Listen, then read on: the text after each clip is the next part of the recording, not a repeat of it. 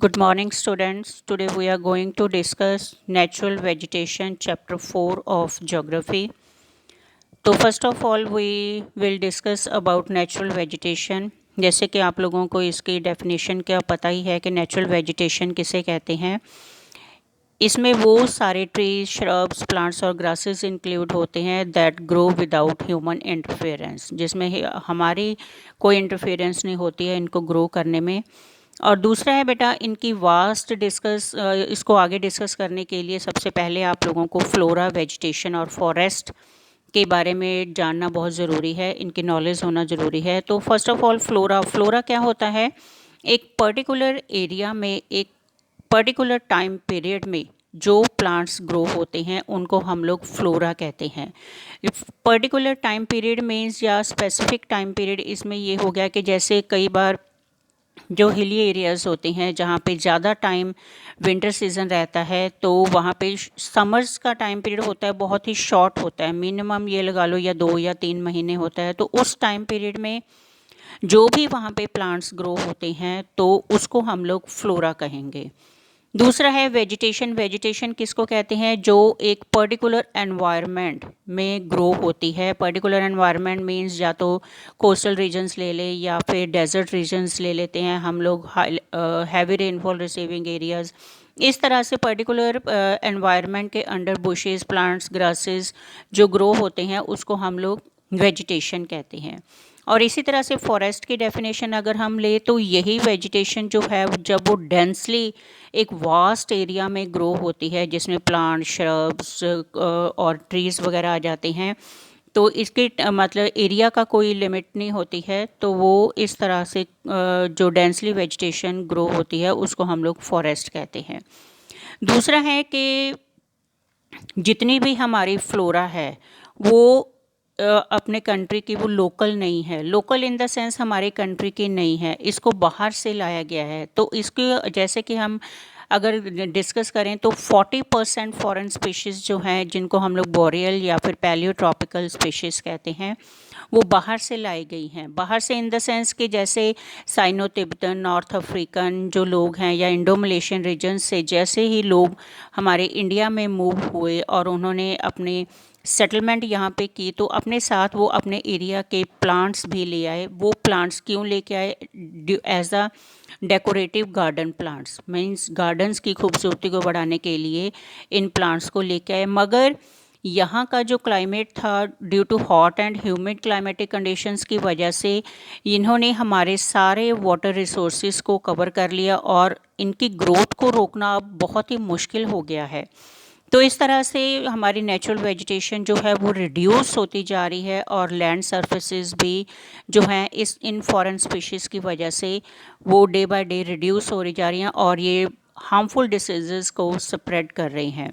और इसी तरह से अगर हम बंगाल की बात कर रहे हैं तो वहाँ पे वाटर हायसेंथ नाम का प्लांट जो है उसने उस एरिया के सारे वाटर रिसोर्सेज में वो प्लांट जो है वो फैल चुका है, स्प्रेड हो गया है, जिसकी वजह से इसको टेरर ऑफ बंगाल कहा जाता है। और इसी तरह से लेंटाना प्लांट है। और दूसरा अगर हम अपने एरिया की बात कर रहे हैं तो यहाँ पे कांग्रेस ग्रास जो है वो लोग अपने गार्डन्स में जो छोटे बहुत उन्होंने बनाए हुए होते हैं, तो वहाँ पे हमारा लोकल जो ग्रास है उसको ग्रो करने की बजाय वो कांग्रेस ग्रास को प्रेफर करते हैं क्योंकि देखने में अच्छा लगता है, ग्रीन होता है, मुलायम होता है। मगर इस ग्रास की वजह से काफ़ी सारे डिसीज़ेज़ जो हैं वो स्प्रेड हो रही हैं, जैसे एलर्जी है, स्किन डिजीज़ेज़ हैं, ब्रीथिंग प्रॉब्लम है, मीन्स अस्थमा जो है वो लोगों में बढ़ता जा रहा है। तो इस तरह से बेटा ये फॉरेन स्पीशीज़ जो हैं इन्होंने हमारी नेचुरल वेजिटेशन को काफ़ी हद तक मतलब इस पे अफेक्ट किया है। बैड इफ़ेक्ट्स इसके पड़ रहे हैं, लोगों की हेल्थ पे भी बैड इफ़ेक्ट्स इसके पड़ रहे हैं। दूसरा है कि अगर हम जैसे कई बार कंट्री में खाने पीने की प्रॉब्लम्स आ जाती हैं या कोई फेमाइन कंडीशंस अराइज होती हैं या फ्लड्स की वजह से फूड ग्रेन्स जो हैं वो डिस्ट्रॉय हो जाते हैं, डैमेज हो जाते हैं, तो बाहर से जब फॉरेन कंट्रीज से वो मतलब सीरियल्स जो हैं वो इंपोर्ट करवाए जाते हैं, तो उनके साथ कुछ अनवांटेड वीड्स भी आ जाते हैं और जो जल्दी से स्प्रेड होते हैं और इनको ख़त्म करने के लिए केमिकल्स की ज़रूरत पड़ती है। और इस तरह से ये हमारी जो वेजिटेशन है उसको भी ख़त्म करती जा रही है। दूसरा जो नेचुरल वेजिटेशन जो है वो नेचुरल ना रहने का दूसरा सबसे बड़ा रीज़न है growing population, shifting agriculture, grazing of pastures, over grazing जिसको हम लोग कह दें, या फिर इनडिस्क्रिमिनेट कटिंग ऑफ ट्रीज़, है ना। तो इस तरह से ये वेजिटेशन जो है हमारी आजकल नेचुरल ना रह के मीन्स इसको मतलब ये लगा लें कि हम लोग अगर काट भी रहे हैं तो दूसरी तरफ जैसे गवर्नमेंट ने आजकल काफ़ी इसके बारे में चला रखा है कि वेजिटेशन को ग्रो करना है, नेचुरल वेजिटेशन ख़त्म होती जा रही है, इसको growing more and more plants. तो इस तरह से बेटा हम लगा रहे हैं तो उसको हम लोग नेचुरल वेजिटेशन नहीं कह सकते हैं। नेक्स्ट है इसकी क्लासिफिकेशन आ जाती है कि किस तरह से वेजिटेशन को हम लोग क्लासिफाई करते हैं और टाइप्स हैं फॉरेस्ट की। तो मेनली जो इसकी क्लासिफिकेशन है वो 5 पार्ट्स में डिवाइडेड है: accessibility, leaves, administrative authority, forest law, geographical elements. तो असेसिबिलिटी होती है इनअसेसिबल फॉरेस्ट और असेसिबल फॉरेस्ट की, जो हमारी रेंज में है, जिनके अंदर हम लोग जा सकते हैं, जिनके बारे में हमें पता है कि इस ये मतलब फॉरेस्ट हैं, किस टाइप के यहाँ पे ट्रीज़ हैं, तो वो असेसिबल फॉरेस्ट होते हैं। इनअसेसिबल जो बहुत ही डेंसली फॉरेस्ट होते हैं, जिनको अंदर जाना बहुत ही मुश्किल होता है क्योंकि मतलब वो बहुत ही घने जंगल होते हैं, तो उनको हम लोग इनअसेसिबल फॉरेस्ट कहते हैं। दूसरी कैटेगरी आ जाती है लीव्स के हिसाब से, ब्रॉड लीव्ड फॉरेस्ट होते हैं, कॉनिफेरियस फॉरेस्ट होते हैं। ब्रॉड लीव ऐसे फॉरेस्ट जिनके पत्ते बहुत चौड़े चौड़े होते हैं, जैसे डिसीडियस टाइप ऑफ वेजिटेशन होती है। और दूसरा है कॉनिफेरियस। कॉनिफेरियस में जैसे हम हिली रीजन्स में देखते हैं, हिमालयस में देखते हैं, तो वहाँ पे कोन टाइप तीखे नुकीले पॉइंटेड जो होते हैं लीफ होते हैं, उनको हम लोग कॉनिफेरियस कहते हैं। नेक्स्ट है एडमिनिस्ट्रेटिव अथॉरिटी के हिसाब से 3 कैटेगरीज हैं इसकी: स्टेट फॉरेस्ट, कम्युनिटी फॉरेस्ट और प्राइवेट फॉरेस्ट। स्टेट फॉरेस्ट जिन पे स्टेट गवर्नमेंट का कंट्रोल होता है और उनकी मतलब मेंटेनेंस वगैरह का सारा खर्चा जो है वो स्टेट गवर्नमेंट ही मतलब करती है। तो दूसरा है कम्युनिटी फॉरेस्ट। कम्युनिटी फॉरेस्ट में ये होता है कि वो आम लोगों के लिए होते हैं, मगर उन पे उन फॉरेस्ट में कटिंग की मतलब मनाही होती है, प्रोहिबिशन होती है। तो मतलब लोगों को आना जाना तो होता है वहाँ पे, वो अपने फ्यूल के लिए लकड़ी वगैरह इकट्ठी करते हैं। पास्चर्स की ग्रेजिंग कैटल्स मतलब अपने पशुओं को चराने के लिए ले जाते हैं। तो इस तरह के जो फॉरेस्ट होते हैं उनको हम लोग कम्युनिटी फॉरेस्ट कहते हैं। प्राइवेट फॉरेस्ट में भी ऐसे ही ये भी एक इसी तरह की कैटेगरी है। तो नेक्स्ट आ जाते हैं फॉरेस्ट लॉ। फॉरेस्ट लॉ के हिसाब से रिज़र्व फॉरेस्ट आ जाते हैं, प्रोटेक्टिव, अनक्लासिफाइड। रिज़र्व फॉरेस्ट जो सेंट्रल गवर्नमेंट के अंडर होते हैं, ठीक है, इसमें भी कटिंग ऑफ मतलब जो ट्रीज़ है वो उनकी रिस्ट्रिक्शन होती है, हंटिंग ऑफ एनिमल्स की रिस्ट्रिक्शन होती है। इस तरह से वो रिज़र्व फॉरेस्ट होते हैं, उन पे सिर्फ़ और सिर्फ गवर्नमेंट का, सेंट्रल गवर्नमेंट का ही कंट्रोल होता है। नेक्स्ट है प्रोटेक्टेड फॉरेस्ट। ये भी इसी तरह के मतलब फॉरेस्ट होते हैं जिनको प्रोटेक्ट किया जाता है। मीन्स यहाँ पे भी ग्रेजिंग वगैरह की मनाही होती है, सिर्फ़ और सिर्फ जो लोग हैं वो इनको ओपनली एरियाज़ जो होते हैं उनको मतलब जाने की परमिशन तो होती है, मगर कटिंग ऑफ फॉरेस्ट जो है वो मनाही होती है यहाँ पे।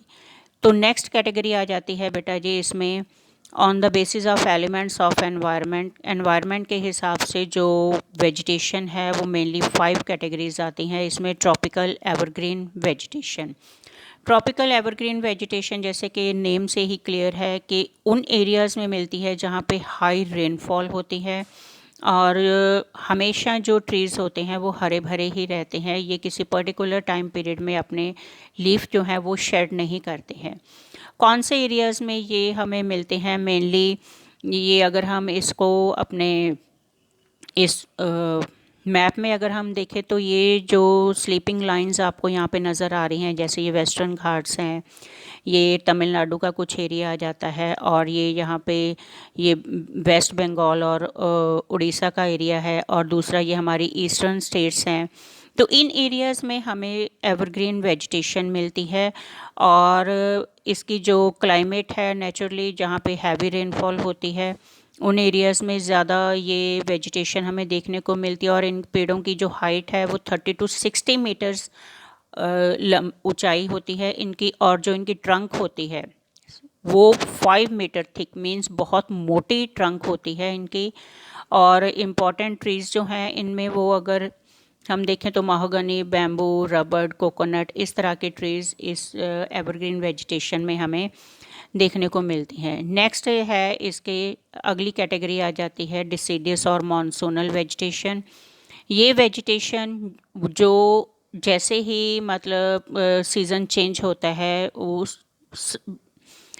सीज़न के चेंज होते ही, मीन्स रेनी सीज़न ओवर होते ही ये पेड़ जो होते हैं वो अपने पत्ते गिरा देते हैं ड्यू टू ड्राई एयर, या मतलब इस अपनी ह्यूमिडिटी, अपनी मॉइस्चर को मेंटेन करने के लिए, रिटेन करने के लिए ये पत्ते जो हैं वो अपने गिरा देते हैं। क्योंकि ये पेड़ जो होते हैं, ये फॉरेस्ट जो होते हैं, ऐसे एरियाज़ में मिलते हैं जहाँ पे मॉडरेट रेनफॉल होती है, मीन्स 100 to 200 सेंटीमीटर्स होती है पूरे साल में। और इनका जो मेनली जो रीजन्स हैं जैसे छोटा नागपुर प्लेट्यू है, पूरे इंडिया में अगर हम देखें तो मैक्सिमम हमें डिसीडियस टाइप ऑफ वेजिटेशन मिलती है। जैसे कि हम इस मैप में देखते हैं तो जितनी भी ये आपको यहाँ पे ये डॉटेड लाइंस, ये सारा ही एरिया जो है ये सारा मॉनसूनल वेजिटेशन है जहाँ पे सारी ये डॉट्स ही डॉट्स आप लोगों को नज़र आ रही हैं।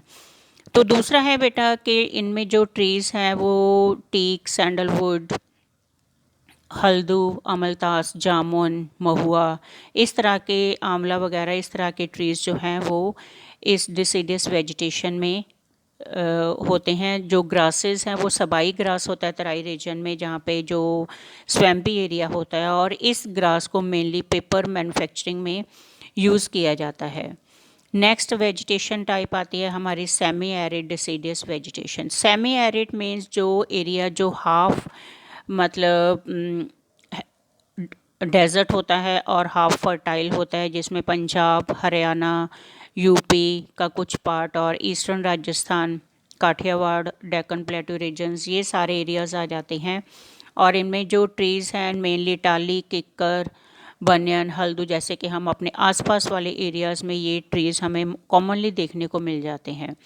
और ग्रासेस जो हैं यहाँ पे थॉर्नी बुशेस ज़्यादातर होती हैं और सवाना टाइप ऑफ ग्रासेस हैं। और दूसरा है कि इनको अगर हम ये जो वेजिटेशन है due to high population pressure की वजह से ये वेजिटेशन जो है वो ख़त्म होती जा रही है। और इनकी जो मतलब असेसिबिलिटी है ये लगा लें कि वो टाइम टू टाइम पॉपुलेशन का प्रेशर बढ़ने से, डेवलपमेंटल एक्टिविटीज़ होने की वजह से ये इसकी जो मतलब एक्सटेंशन है वो डे बाय डे ख़त्म होती जा रही है। तो इसको कंजर्व करना बहुत ही ज़रूरी है। नेक्स्ट आता है ड्राई और डेजर्ट वेजिटेशन। और ये नेम से ही क्लियर है, जो डेजर्ट एरियाज़ की वेजिटेशन है जिसमें एनुअल रेनफॉल 50 सेंटीमीटर्स होती है। और मेनली यहाँ पे किक्कर, बबूल, जंड, इस तरह के पेड़ हमें देखने को मिलते हैं। और एरियाज़ अगर हम देखें तो सदर्न पंजाब, हरियाणा, राजस्थान, इन एरियाज़ में ये वेजिटेशन मिलती है। नेक्स्ट है टाइडल वेजिटेशन। टाइडल वेजिटेशन में मीन्स वो एरियाज़ जो जहाँ पे जो रिवर्स हैं वो डेल्टाज मतलब डेल्टाइक एरियाज़ जो होते हैं वहाँ पे ये वेजिटेशन हमें मिलती है। और सी वाटर जो हो, जब टाइड्स वगैरह आते हैं समंदर में, तो वो पानी जो है इन ट्रीज़ की रूट्स में चला जाता है और वहाँ पे हाई ह्यूमिडिटी की वजह से वहाँ पे जो सॉइल है वो मार्शी बन जाती है। और जिस तरह से यहाँ पे मतलब जो पॉइजनस इंसेक्ट्स वगैरह, पाइथन, स्नेक्स, क्रोकोडाइल्स, ये इन पेड़ों की रूट्स में ज़्यादातर सरवाइव करते हैं। नेक्स्ट लास्ट कैटेगरी आ जाती है माउंटेन वेजिटेशन। नेम से ही क्लियर है, जो हिली एरियाज़ हैं जैसे माउंटेन्स हैं वहाँ पे जो वेजिटेशन हमें देखने को मिलती है that is called mountain vegetation.